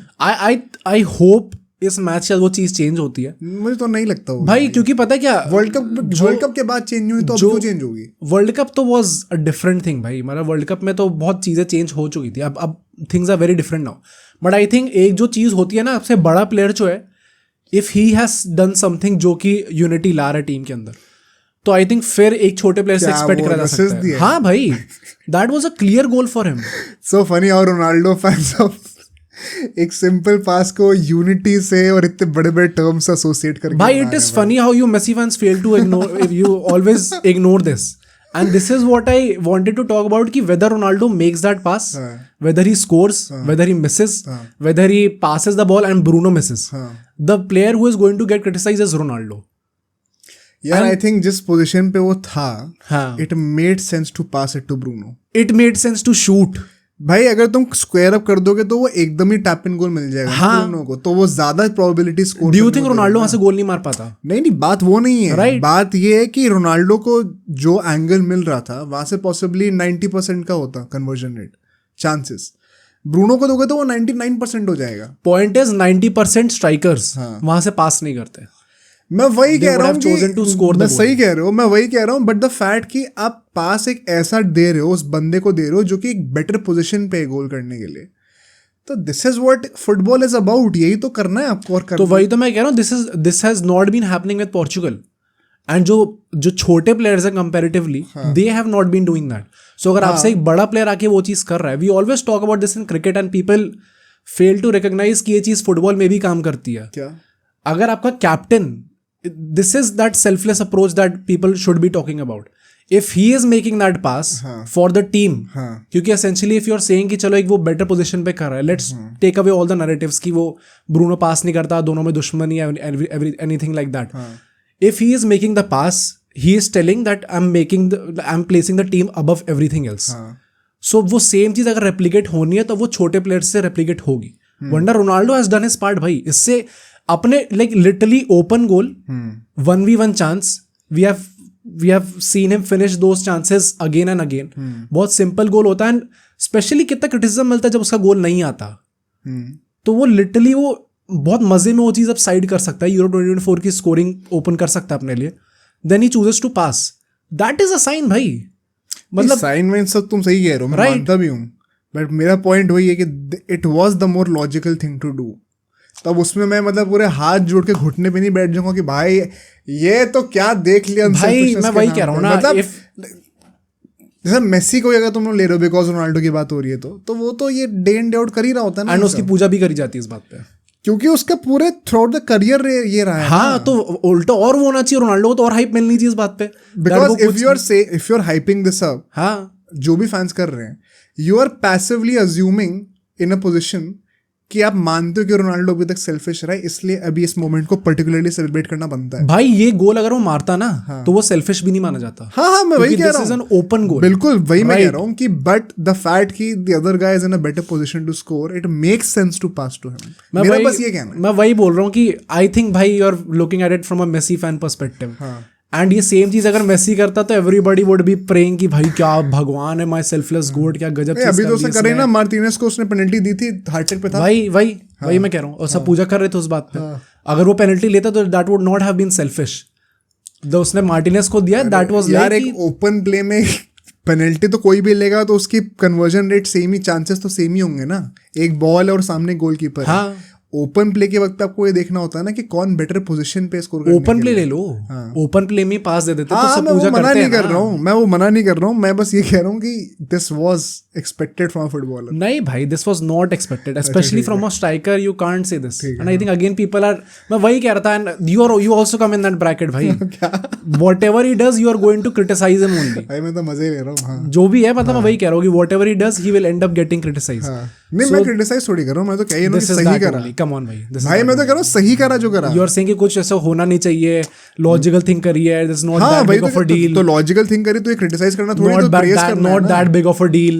हाँ, मैं वही कह रहा हूँ, मतलब ठीक है, आई थिंक सब समझ गए होंगे. बट मेरा पॉइंट वही है कि the fact that he did this, it should actually be recognise, क्योंकि ये सेम चीज उससे छोटे प्लेयर्स नहीं करते. हाँ, ये कॉन्टेक्स्ट वैलिड कर रहा है, ये कॉन्टेक्स्ट वैलिड है that he is placing the team above everything, replicate नहीं करा जा रहा. एंड अब वो सारे, आई होप ये चीज चेंज होती है इसके थ्रू. बट नाउ जो फर्स्ट हाफ में मेरे जो पॉइंट्स थे, वो पहली बात ये थी कि Leao was again not having a good game.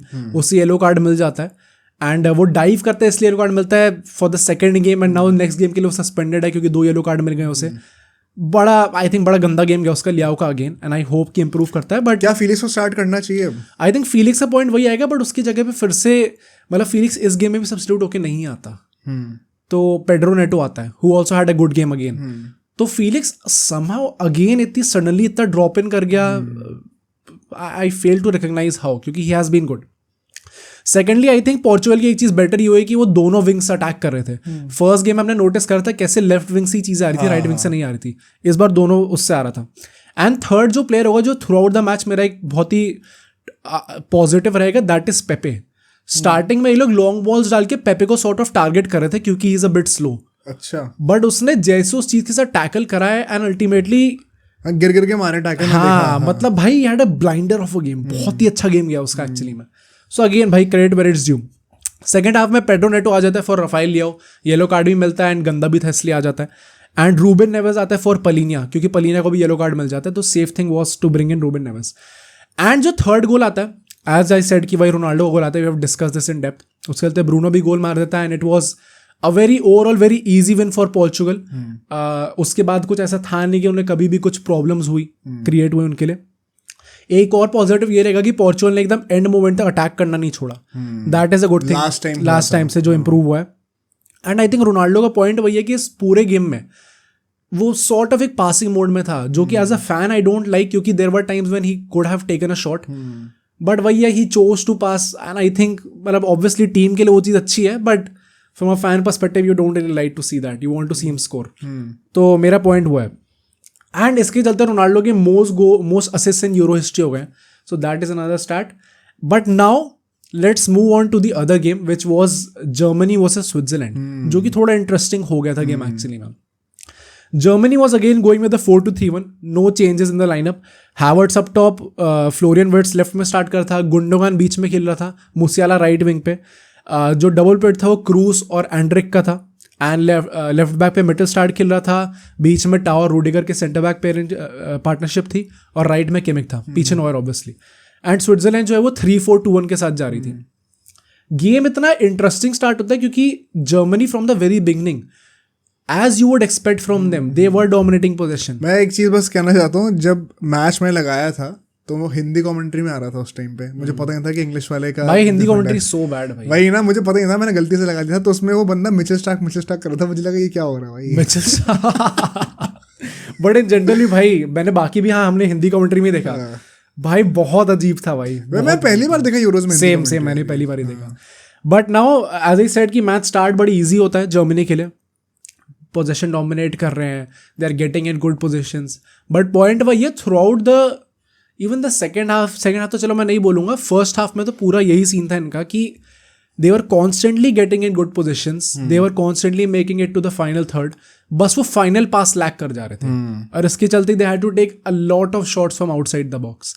So Germany का, एंड इवन मैंने फर्स्ट हाफ के एंड पे ये चीज़ नोट भी बनाया था कि you don't have to change much, just remain calm in the final third and goals will come naturally. Although goal जल्दी आ भी गया था बट फिर डिसअलाउ हो गया था, राइट. तो कमिंग टू दैट, पहली बात तो जो जर्मनी का गोल डिसअलाउ होता है, आई think that was so weak and so soft from a footballing fan perspective. क्योंकि पॉइंट ये होता है कि एंड्रिक बहुत दूर से गोल मारता है, and first of all it was a very poor goal keeping from अपना सॉमर. बहुत ईजी गोल उससे छोड़ दिया. बट पॉइंट ये है कि वो बॉल पहुंचने से पहले क्रूज शायद एक बॉल डालता है अंदर बॉक्स के, जहाँ पे मूसियाला अटैक करने जा रहा होता है. उससे पता चल जाता है कि वो बॉल तक नहीं पहुंच पाएगा, सो ही फोल्डेड हिज लेग्स ताकि डिफेंडर को बूट अप करके फाउल ना लगे. एंड वो उसके घुटने से मतलब नीचे लेटा स्किट होके जा रहा है, उससे वो बंदा गिर जाता है डिफेंडर. एंड उस चीज़ को अल्टीमेटली जब गोल हो जाता है उसके बाद फाउल दिया जाता है.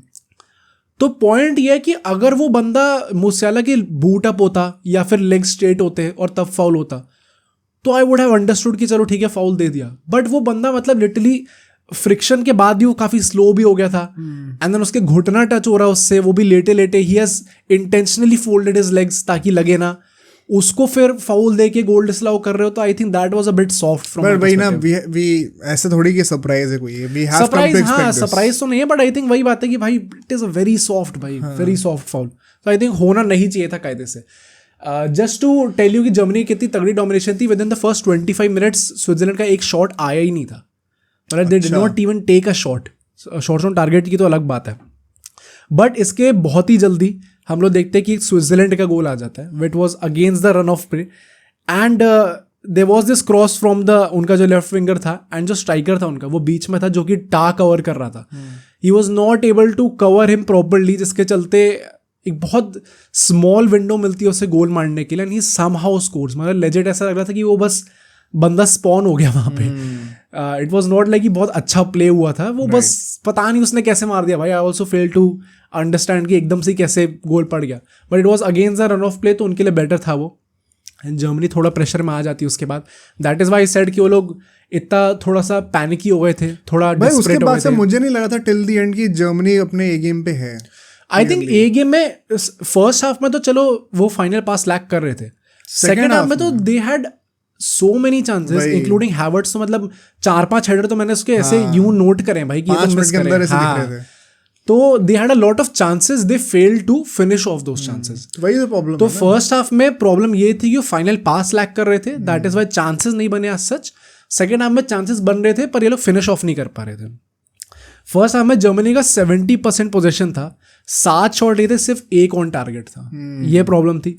स्विट्जरलैंड ने 2 ही शॉट लिए थे, एक ऑन टारगेट था और एक गोल भी मार दिया था उन्होंने. तो आई थिंक मेरा पॉइंट वही, जर्मनी को बस काम रहना था इन the final third and goals will come. ये चीज़ तो मुझे लग रही थी देख के. एंड जो मेरा मेन जो प्लेयर था जिसने अपसेट करा throughout the game, that was Gundogan, who did not have a good game, क्योंकि he is usually that guy जो कि मिडफील्ड और अटैक को लिंक करेगा बीच में, वो स्पेसेस में खेलता है.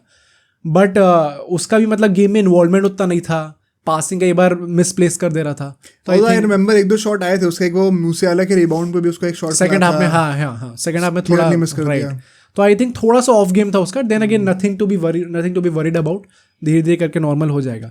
Now coming to the second half, यहाँ पे हम लोग देखते हैं स्टार्टिंग में सब्स्टिट्यूशन होता है, स्लॉटर बैक आ जाता है फॉर अपना टा, क्योंकि उसे येलो कार्ड मिल गया था, तो did not want to take any chances. And as I said कि यहाँ पे पूरे सेकंड हाफ में पूरा नोशन यही था, पूरा स्टोरी यही थी कि Germany was creating chances in and out, बहुत आराम से चांसेस बन रहे थे, बस वो स्कोर नहीं हो पा रहे थे। And Havertz will be the guy in question, क्योंकि he miss a lot of chances. And उस अपना जो फुलक्रुक था उसने अपने पहले मैच में भी गोल मारा था, जब वो 4-2 जीते थे, 4-1 जीते थे, एंड इस मैच में भी गोल मार दिया। तो मेनी पीपल आर सेइंग कि फुलक्रुक को स्टार्ट कराओ भाई, क्योंकि एक वो स्ट्राइकर प्रेजेंस तो लेके आ रहा है। Havertz at times when he is playing as a striker, जो कि एक्चुअली में है नहीं, वो तो can't really criticise him fully for that. जब वो दो सेंटर बैक होते हैं ना पीछे, तो उनसे टैकल करना थोड़ा डिफिकल्ट हो जाता है उसके लिए। On the run, on the turn वो नहीं खेल पाता उतने अच्छे से। सो आई थिंक जो फुलक्रुक के लिए कह रहे that also make sense actually, उसके लिए भी थोड़ा चमका है ना फुलक्रुक। हाँ राइट, तो थोड़ा सेंस बनता है उसके लिए भी, क्योंकि वो एक फिजिकलिटी, एक फिजिकल प्रेजेंस लेके आता है बॉक्स के अंदर। And Havertz can obviously come off the bench, but अगर वो हैवर्ट्स के साथ भी स्टार्ट करते तो I won't criticise him that much, क्योंकि उनकी अप्रोच ही रही है अभी तक। तो मतलब this is something for all the Germany fans to think about. And then जैसे जैसे गेम आगे जाता रहता है वैसे और सब्स्टिट्यूशंस आते हैं, जैसे साने आ जाता है विर्ट्स के जगह पे, फुलक्रुक आता है late on in the for Musiala, and धीरे धीरे करके हम देखते हैं कि गेम एंड तक जा रहा होता है। आई थॉट कि अल्टीमेटली स्विट्जरलैंड निकाल ली गेम। हाँ, एक गोल मार भी दिया था, वो ऑफसाइड हो गया था। एंड आई थिंक वो गोल भी मतलब ठीक है, वो गोल तो चलो पता चल गया था, जैसे उन्होंने मारा ऑफसाइड पता चल गया था। बट पॉइंट वो ये, बाय दैट टाइम जब वो गोल आया था, it was clear to me कि यही एक डिफरेंस है। सेकेंड हाफ में Germany they were creating chances after chances, headers miss होए जा रहे हैं। मूसियाला ने एक हेडर मिस करा था, हैवर्ट्स ने एक तो क्लियर कट एक पॉइंट ब्लैंक से हेडर मिस करा है, टोनी क्रूज की बॉल पे। राइट, बॉल आफ्टर बॉल एक ना एक चांस जर्मनी क्रिएट कर रही है। Switzerland need just 1 run and वहां पे उन्होंने गोल स्कोर कर दिया, ऑल्दो ऑफसाइड हो गया, बट वही that was the point, clinical था। एक बार चांस मिला, खत्म। बट उसके चलते हम लोग देखते हैं कि एंड में एक गोल आता है फाइनली अपना फुलक्रुक की तरफ से ही, and it was a great header from him. And उसके चलते जर्मनी ट्राई कर देती है ये गेम। एंड जो टेबल हम लोग देखे तो जर्मनी टॉप कर रही है विद 7 पॉइंट्स, स्विट्जरलैंड सेकंड आई है विद 5 पॉइंट्स, तो दोनों टीम्स क्वालिफाई कर जाएंगी। So not that big of a difference, but point वही है, स्विट्जरलैंड अगर फर्स्ट आती तो उन्हें कंपैरेटिवली एक ईजियर ऑपोजिशन मिलता, तो वो पॉसिबली क्वार्टर फाइनल्स में भी जा सकते थे। कुछ ऐसा था, अगर जर्मनी सेकंड होती तो शायद इटली से भी मैच हो सकता था। राइट, तो अब वो स्विट्जरलैंड को झेलना पड़ेगा, तो प्रॉब्लम वो होगी। But I think it's a good group stage performance from Germany, जैसा एक्सपेक्टेड था उससे बेटर ही परफॉर्म करा इन लोगों ने। बट पॉइंट वही है कि अगर वो दिन आता है जिस दिन टीम थोड़ा डिफेंसिवली रेजोल्यूट होती है लाइक स्विट्जरलैंड, तो it can create problems for Germany, क्योंकि एक इंडिविजुअल लेवल पे in the forward line, especially when you don't have a striker like of that caliber, it can create a problem. So I think that is going to be a takeaway for Germany, ki stay humble and let's see what happens in the future. Now let's come on to Argentina. अब भाई Argentina और chilli की बात करी जाए तो recent कुछ जो मेमोरीज है पिछले 10 सालों की, वो कुछ बहुत ज़्यादा अच्छी तो रही नहीं है, सबको पता ही है। बट द पॉइंट इज, मैं पता ये सोच भी रहा था before actually researching for this topic, कि एक वो टाइम था जब वो ट्रॉमास एसोसिएटेड थे।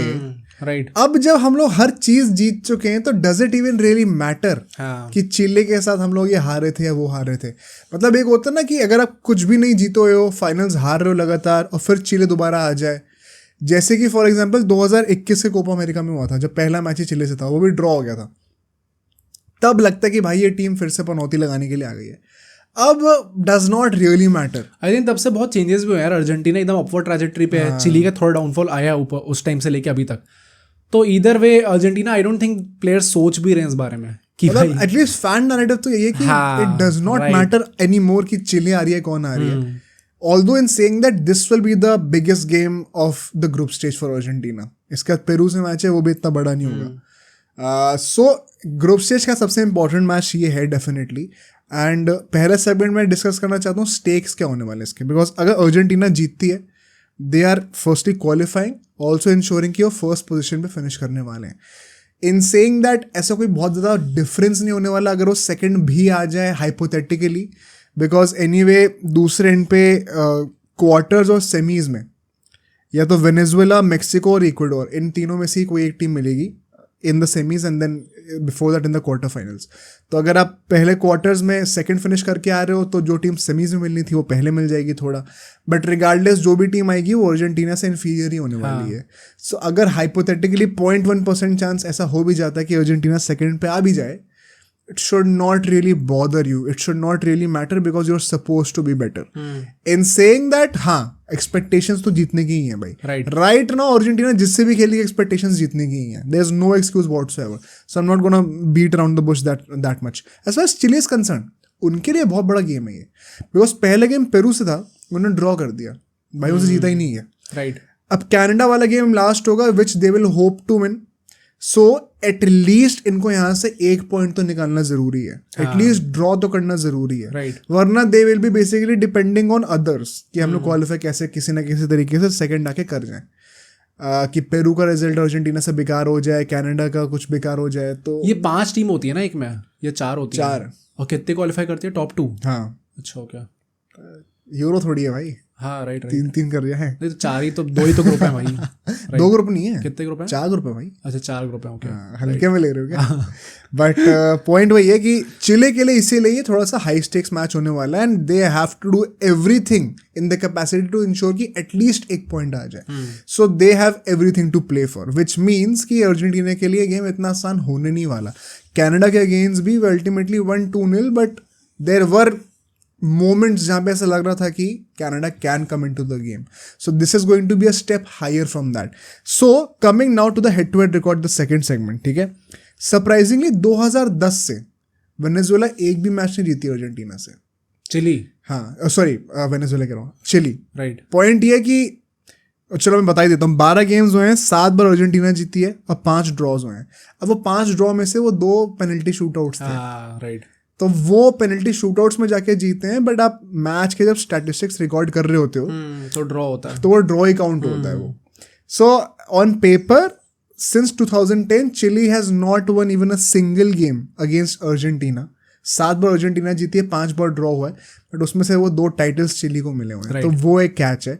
जो सबसे रिसेंट इनका कोपा अमेरिका में जो मीटिंग थी वो थी 2021 के कोपा अमेरिका में, जो ओपनिंग गेम था दोनों का. जब मेसी ने फ्री किक मारी थी एंड 1-1 ड्रॉ हुआ था. तो उसमें भी ये लोग जीते नहीं है. मतलब it's been a while since they beat Chile in the Copa America. अभी रिसेंटली क्वालिफायर्स में मैच हुआ था तो अर्जेंटीना जीत गई थी. बट कोपा अमेरिका में कुछ टाइम अभी हो गया थोड़ा बहुत हराए हुए. सो वो एक if there is anything that you want to play for some motivation, Argentina के पास ये मोटिवेशन होने वाला है. कमिंग टू द प्लेइंग 11, क्या हम कोई चेंजेस एक्सपेक्ट कर रहे हैं? ठीक है, मैं पिच करता हूँ, तुम भी बताओ तुम्हें क्या लगता है. Emi Martinez of course start करने वाला है, कोई क्वेश्चन नहीं है.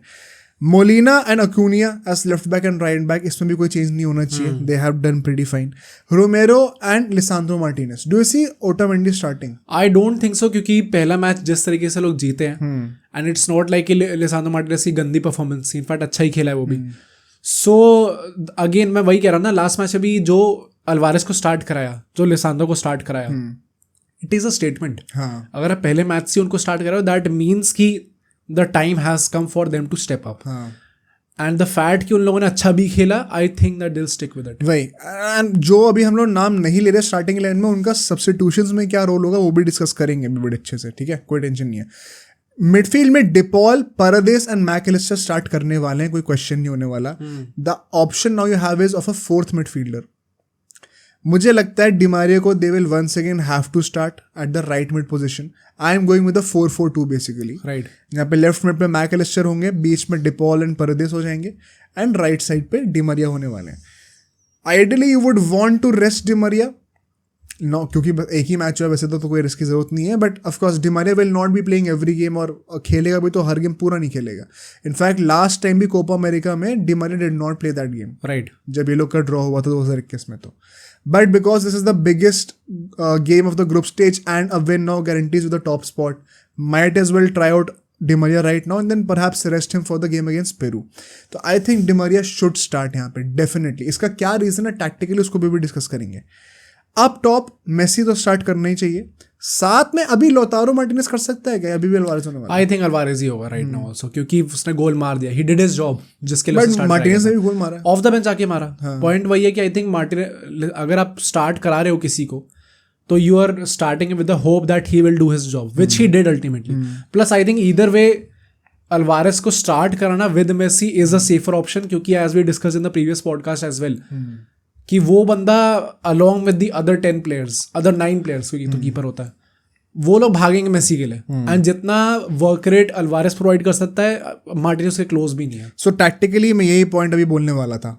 सबसे बड़ा टेक अवे क्या है इस लाइनअप से, Di Maria and Messi must start at the same wing.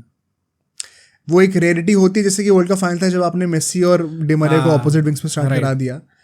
Ideally अगर ये दोनों सेम विंग पे स्टार्ट कर रहे हो ना, it works like a charm for Messi, because now he can play centrally, क्योंकि डिमारिया राइट मिड पे पोजीशन संभाल रहा है। प्लस डिमारिया का रोल ही है कि उसको 60 ही मिनट खेलना है, तो जब वो जितना खेलेगा ना, भागता रहेगा।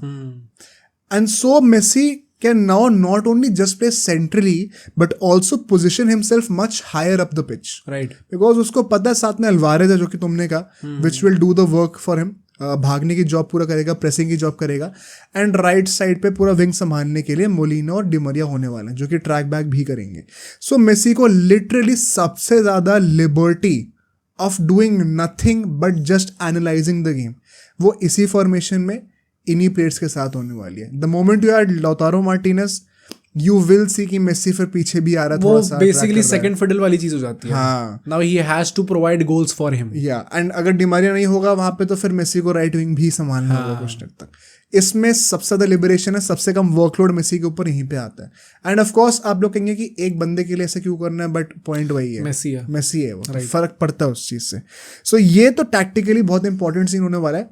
एंड कंटिन्यूइंग विद दिस, इसके ऊपर फर्दर टैक्टिक क्या होगा, अगर डिमारिया को सिर्फ 60 मिनट खेलना है, he could very easily be then subbed off for somebody like Lo Celso, जो कि फिर वो 4 मिडफील्डर्स के साथ आप एक प्रॉपर 4-4-2 खिला लोगे। Lo Celso and De Paul basically right mid का पोजीशन ले लेता है, मैकएलिस्टर और लो चेल्सो में से कोई एक लेफ्ट मिड बन जाता है, तो आप एक प्रॉपर 4-4-2 खिला सकते हो if you are winning in the game and आखिर के 15-20 मिनट बचे हुए हैं। या फिर अगर आपको और डिफेंसिव हो ना, तो ओटामेंडी को ले आओ, जैसे लास्ट मैच में हुआ था, they played with the 3 at the back, match के अंदर ही स्विच कर गए बड़ा कंफर्टेबली। तो यही एक एडवांटेज है अर्जेंटीना के साथ कि बड़ा वोलेटाइल सिस्टम है, बड़ा फ्लेक्सिबल सिस्टम है, कोई भी फॉर्मेशन हम वाइप कर लेते हैं। तो डिमारिया का substitution will give you that flexibility, depending on आप गेम में उस टाइम पे जीत रहे हो या हार रहे हो या फिर ड्रॉ चल रहा है, उसके हिसाब से सब्स्टिट्यूशन कर सकते हो। कमिंग टू कि कौन से बंदे तो डेफिनेटली गेम के अंदर रहेंगे एज सब्स और कौन से प्रोबेबल हो सकते हैं। जो डेफिनेट सब्स हैं मैं 2 कहूंगा, लो चेल्सो एंड लोतारो मार्टिनेज, ये दोनों मुझे लगता है कि आएंगे। राइट। सिचुएशनल सब्स्टिट्यूशंस कौन से हो सकते हैं कि वही डिपेंडिंग हम गेम जीत रहे हैं हार रहे हैं, क्या सिचुएशन है। Enzo Fernandez could be one if he is fit, right, ठीक है। I think it is a good time, अगर हम लोग मैच जीत रहे हो कंफर्टेबली, हमें पता है मैच ऐसे निकाल लेंगे, it is a good time to add Enzo back, and ideally I would want Enzo to start over Paredes going into the tournament. So अगर अभी से आप उसको उस रिदम में ला सकते हो, फिर पेरू वाले गेम में अगर नो स्टेक्स होंगे तो आप उसमें स्टार्ट करा दो, it is a good time. So it could be situation depending on his fitness. Second, Tagliafico, जो कि अक्यूना के जगह पे आ सकते हैं, वो भी आई थिंक बहुत प्रोबेबल है एक्चुअली में, तुम डेफिनेट सब में भी काउंट कर सकते हो। ओटामेंडी कुड बी सिचुएशनल सब डिपेंडिंग ऑन आपको बैक 3 चाहिए कि नहीं। 1 सेकेंड, अगर आपके पास 1-0 की लीड है सिर्फ और आखिरी के 10 मिनट बचे हैं, you might want to have Otamendi there. पिछले मैच में भी ऐसे ही हुआ था। एंड लास्टली, अगर आपको if you are comfortable once again, you can switch into a 4-3-3। Di Maria को सब ऑफ कर दो, मेसी को राइट विंग पे शिफ्ट कर दो, एंड लेफ्ट विंग पे एक प्रॉपर विंगर ले आओ, not Nico Gonzalez, Garnacho. Yes, could that be a possibility? हो सकता है। I would personally have him over Nico Gonzalez. Obviously भाई, Garnacho has shown promise, and इधर वे जो उसके एट्रीब्यूट्स हैं, जो चीजें लेके आता है on the pitch, like directness, like speed, dribbling, I think उस सब चक्कर में Garnacho can play, but I still think that थोड़ा सा मुश्किल है अभी खेलना उसका। Like maybe they will not go with him. I think अगर आप जीते हो comfortably, might as well try him. जो मैंने कहा ना कि डिमारिया की जगह पे आप ओटामेंडी और चेल्सो को ले आओ, I say switch to a 4-3-3 and Di Maria को हटा के give Garnacho some game time. अगर हम लोग की प्लेयर्स की बात करें, अब देखो डिमारिया, मेसी ऐसे प्लेयर्स तो बहुत बड़े हैं, वो तो हमेशा की प्लेयर होंगे, but some of the more unhighlighted guys, ठीक है, सबसे पहले तो मैं डिपॉल और परदेस की बात करना चाहता हूँ. 2 बंदे जो कि मिडफील्ड चलाएंगे. जो हमारी चिली है ना, वो अभी रिसेंटली 4-2-3-1 खेलते हुए आ रही है. ठीक है, एक 4-4-2 के लाइनअप हम सेटअप कर रहे हैं, वो 4-2-3-1 में कह रहे हैं. On paper the system is more aggressive. I think Paredes as a single pivot there will have a lot of responsibility to give more solidity to the defense, जो कि कभी कभी vulnerable लगता है. अर्जेंटीना के साथ हमेशा से ये सीन है. वो कभी भी एकदम कन्विंसिंगली 100% नहीं जीतेंगे जब कोई बड़ा स्टिक का मैच होगा. तो I think Paredes could be very important and DePaul once again to add more lungs to the team. He will be compensating for Messi. He will be compensating for the lack of a left winger if needed. वो बंदा हमें हर जगह दिखेगा. And last time he had a great game. I am expecting once again that he will drop a masterclass. Hopefully so. 2 और बंदे, Lisandro Martinez in the defense. Romero पे he has gained a lot of trust. Right. But Lisandro Martinez looked promising. He had a couple of good moments in the last game. It's time to build upon that. क्योंकि अगर आप, if you want to go deep in the tournament, considering Lisandro Martinez as the definitive starter over Otamendi, यही वो games है जिसमें उसको perform करके देना. क्योंकि आई थिंक ओटामेंडी ने भी ना अपना ट्रस्ट वो बिल्ड कर लिया है. मतलब पिछले 3 टूर्नामेंट से तो he has build that trust of the fans and obviously of the coach as well. तो Lisandro Martinez coming in for अपना Otamendi, he will have to show that, दिखाना पड़ेगा. एंड लास्टली अल्वारेज, जो कि तुमने कहा था पहले भी कि Alvarez, I expect him to make the game easier for Messi. He has to do that job. You will see him, perhaps he will not score, but you will see him roaming around the pitch, compensating for the lack of pressing by Messi. I just hope that I see more in-behind runs from Alvarez. Okay. Last time उतनी नहीं थी, Di Maria और Messi भाग रहे थे. तो I just hope वो होता है. I think Alvarez का भी पॉइंट इतना ट्रिकी है ना कि मतलब हो सकता है कि गोल ना मारे, बट द थिंग इज कि लोटारो मार्टिनेज लेजेंड उसके जस्ट पीछे है. But it is not like कि there is a very big difference between the two of them. पर वही क्वेश्चन वही है ना, एक्चुअली पॉइंट क्या है कि अल्वारेज शायद स्कोर ना करे, बट वो जो एट्रीब्यूट्स लेके आ रहा है, के लिए इंपॉर्टेंट है, जो चीजें वो लेके आ रहा है, वो बाकियों के लिए गेम इजी कर रहा है, सम ऑफ द ओल्डर लेग्स. तो आई थिंक वो चीज काउंट नहीं होगी ऑन पेपर, स्कोर शीट पे दिखेगा नहीं, बट वो एट्रीब्यूट्स लेके आता है, which is why I am sure कि स्कैलोनी भी इसीलिए उसको इतना वैल्यू करता भी है. So coming to the predictions lastly, Do you think draw हो सकता है? I am not entertaining a Chile win anyway. I don't think draw भी होगा. हो सकता है थोड़ी I think possibility है draw की. नहीं है तो obviously क्योंकि comparatively better opposition ही है. But I still think that Argentina is too strong for them right now. And either way I think अगर win भी होती है, I'm not saying कि एकदम तोड़ ही देगी अर्जेंटीना. I think win होगी भी तो it is not going to be a that big of a margin between the two teams. हो सकता है on the field actually dominate करे अर्जेंटीना, बट विन छोटी हो, और ऐसा भी हो सकता है कि विन छोटी हो but on the field actually में गेम काफी टक्कर का भी हो.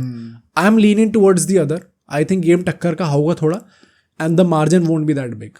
क्या लग रहा है, ऐसे कुछ बोलना होगा?